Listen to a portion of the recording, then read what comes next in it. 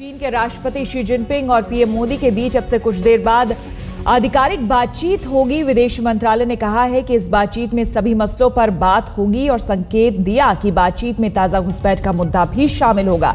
आपको बता दें कि चीन से घुसपैठ की खबरें आ रही है और यहां पर चुमुर जो इलाका है वहां पर बताया जा रहा है चुमुर में भारत की सीमा में 5 किलोमीटर अंदर तक घुसे पीएलए के करीब 1000 जवान हैं और इसी वजह से अतिरिक्त सैनिक को भी भारत ने यहां पर भेजा है। सीमा विवाद पर भी हालांकि कहा जा रहा है कि बातचीत होगी, लेकिन देखना होगा कि इस बातचीत में क्या कुछ निकलकर सामने आता है, क्योंकि सीमा विवाद आज का नहीं है, बहुत ही पुराना विवाद है। दोनों देशों के बीच करीब 3000 किलोमीटर की सीमा पर कोई स्पष्टता नहीं है। हालांकि चीन कहता है कि सिर्फ 1500 किलोमीटर की स्पष्टता नहीं है, लेकिन भारत का कहना है कि 3000 किलोमीटर की जो सीमा है उस पर कोई स्पष्टता नहीं है। चीन जानबूझकर सीमा विवाद हल नहीं करना चाहता, वो सीमा विवाद को समय समय पर भारत पर दबाव बनाने के लिए उपयोग करता रहा है, लेकिन ये पृष्ठभूमि रही है। आज अब आगे क्या बातचीत होगी इस पर यह देखने वाली बात होगी। और ये आप तस्वीरें देख रहे हैं विदेश मंत्री सुषमा स्वराज से यहां पर बातचीत हो रही है चीनी राष्ट्रपति जिनपिंग की। तो यहां पर चीन का शिष्टमंडल भी यहां पर मौजूद है और ताज होटल में ये बातचीत चल रही है। इसके बाद 11 बजे का वक्त बताया जा रहा है कि 11 बजे के आसपास हैदराबाद हाउस में मुलाकात होनी है, जहां पर द्विपक्षीय वार्ता होगी।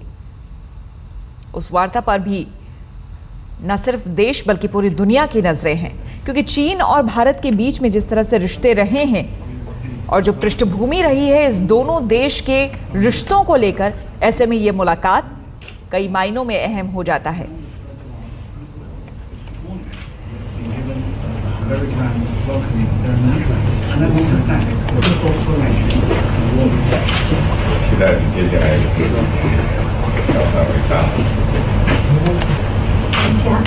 वो हमारे लिए ताऊ बुलाए और मुझे लगता है कि वो एक ऐतिहासिक विजिट होगी और जो हम दोनों के संबंधों को बहुत आगे ले जाएगी। तस्वीरों में आप देख सकते हैं यहाँ पर ट्रांसलेटर भी मौजूद है और सुषमा स्वराज। और अब आपको हम सुबह की तस्वीरें दिखाते हैं। चीन के राष्ट्रपति शी जिनपिंग का राष्ट्रपति भवन में जोरदार स्वागत हुआ, उन्हें तोपों की सलामी दी गई। स्वागत के लिए राष्ट्रपति प्रणब मुखर्जी और प्रधानमंत्री मोदी भी मौजूद थे। ये 3 तस्वीरें आप देख सकते हैं। पहली तस्वीर में आप देख सकते हैं कि किस तरह से पूरी तैयारियां की गई थी। दूसरी तस्वीर में गार्ड ऑफ ऑनर दिया गया, तोपों की सलामी दी गई चीनी राष्ट्रपति को। और तीसरी तस्वीर में प्रधानमंत्री नरेंद्र मोदी से हाथ मिलाते हुए शी जिनपिंग, साथ ही अहम मंत्रालयों के मंत्रियों से हाथ मिलाते हुए शी जिनपिंग। प्रणब मुखर्जी भी यहां पर मौजूद थे, राष्ट्रपति हमारे देश के।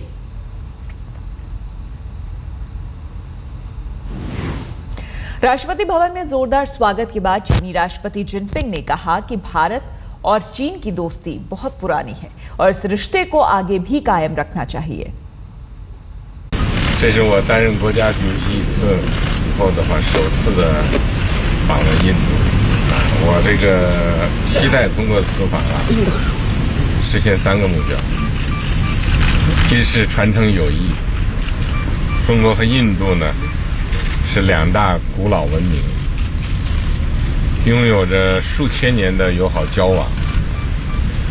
我们一方面为自己的文明所自豪，另一方面呢，欣赏、尊重对方的文明。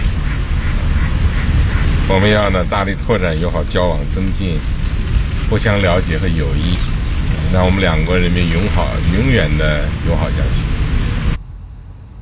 और राष्ट्रपति भवन में शानदार स्वागत के बाद चीन के राष्ट्रपति जिनपिंग सीधे राजघाट पहुंचे। वहां उन्होंने महात्मा गांधी की समाधि पर फूल चढ़ाए और वहां की विजिटर डायरी में बापू के बारे में लिखा कि जब तक आत्मा रहेगी तब तक उनका नाम रहेगा। ये आप देख सकते हैं, स्मृति ईरानी भी यहां पर मौजूद हैं, मानव संसाधन विकास मंत्री, साथ ही शी जिनपिंग की पत्नी, वो भी यहां पर मौजूद हैं। भारत दौरे का आज दूसरा दिन है, लेकिन आज का दिन कई मायनों में अहम है।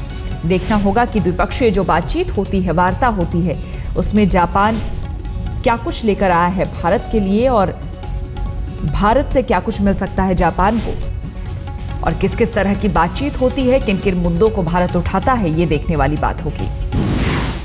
60 साल बाद भारत और चीन के रिश्तों का इतिहास एक खूबसूरत मोड़ पर आ खड़ा हुआ है। प्रधानमंत्री नरेंद्र मोदी ने धोखे और धक्के की भूल भुलैया से भारत को निकाल दिया है। वो चीन के साथ रिश्तों को उस मुकाम पर ले जाना चाहते हैं जहां आपसी विकास का नारा हो, ना कि बीते दिनों का छलावा।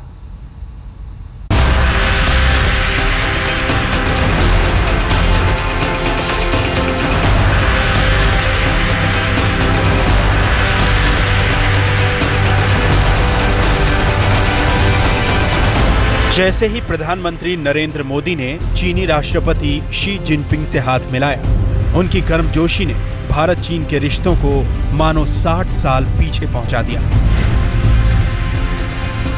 ऐसा लगा जैसे 1954 में चीनी प्रधानमंत्री चाओ एन लाई के साथ तत्कालीन प्रधानमंत्री जवाहरलाल नेहरू ने दोनों देशों के बीच नए रिश्ते का जो आगाज किया था, उसका दूसरा हिस्सा शुरू हो रहा है।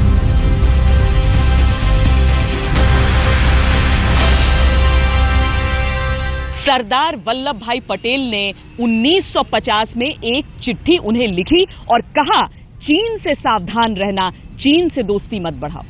नतीजा 1962 में देखने को मिला। खैर, वक्त बदल चुका है। उम्मीद है कि हिंदी चीनी भाई भाई का जो नारा उस वक्त दिया गया था और वो अभिशप्त हुआ, आज की तारीख में एक नए मायने में नजर आएगा। दोस्ती के खुलते नए पन्नों पर कारोबार की कहानी लिखी है। सरहद की समस्या का सवाल छिपा है। एशिया महादेश में अपने दबदबे का मसौदा लिखा है। चीनी राष्ट्रपति का मोदी ने प्रोटोकॉल के बंधनों को तोड़कर स्वागत किया। क्या पता रिश्तों पर पड़े कई पुराने गठीले बंधन टूट जाएं।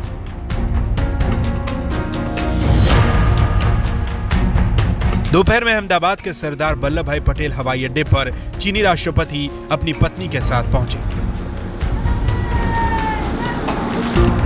वहां सलामी गारद के साथ उन्हें इज्जत बख्शी गई। लेकिन इससे भी बड़ी बात यह थी कि होटल हयात में खुद प्रधानमंत्री नरेंद्र मोदी ने जिस अंदाज में जिनपिंग का स्वागत किया, वो संबंधों की नई दास्तां की तरफ इशारा कर रहा है। प्रधानमंत्री नरेंद्र मोदी के लिए अहमदाबाद अपना घर है और घर से उन्होंने उस रिश्ते की शुरुआत की है जो हमेशा विवादों, खटासों और सवालों के घेरे में रहा है। नरेंद्र मोदी ने शी जिनपिंग का भव्य स्वागत किया, लेकिन ये स्वागत क्या महज एक औपचारिकता थी या आने वाले रिश्तों की दस्तक? ये तो आने वाला वक्त ही बताएगा। गुजराती थाली में हिंदुस्तान की मिठास है। उम्मीद कीजिए कि 55 साल से सवालों में घिरी दोस्ती अब वाकई बराबरी और भरोसे पर खड़ी होगी। श्वेता सिंह और गोपी घांगर के साथ अशोक सिंघल, अहमदाबाद, आज तक। भारत और चीन में दुनिया की 35% जनशक्ति है। इस ताकत का इस्तेमाल करके दोनों देश एक नया मुकाम हासिल कर सकते हैं। प्रधानमंत्री मोदी ने इस मर्म को पकड़ लिया है, इसलिए चीन के साथ कारोबार का नया रिश्ता शुरू कर दिया है। अभी तो ये आगाज है, आगे संबंधों के न जाने कितने नए दस्तावेज बनेंगे और इस रिश्ते की बुनियाद रुपया और युआन बनेंगे। इस कड़ी में चीन ने पहला कदम बढ़ा दिया है। वो भारत में $100 बिलियन यानी करीब 6 लाख करोड़ रुपए का निवेश करेगा। मोदी ने ऐसे ही लाल किले की प्राचीर से दुनिया को हिंदुस्तान नहीं बुलाया था। मैं आज लाल किले की प्राचीर से विश्व भर में लोगों से कहना चाहता हूं, कम मेक इन इंडिया। दुनिया के किसी भी देश में जाकर के बेचिए, लेकिन निर्माण यहां कीजिए, मैन्युफैक्चर यहां कीजिए। पुराने रिश्तों की बुनियाद इतनी भुरभुरी रही है कि अक्सर भारत और चीन के रिश्ते बिखर जाते हैं। हालांकि इस बार मोदी ने इतिहास की कड़ियों को जोड़ने की कई कोशिशें की। मंगलवार को चीनी पत्रकारों से बात करते हुए मोदी ने इशारा किया कि भारत तो चीनी रंग में रंग गया है। आपने सुना होगा कि भारत में हम शक्कर को हिंदी में चीनी कहते हैं।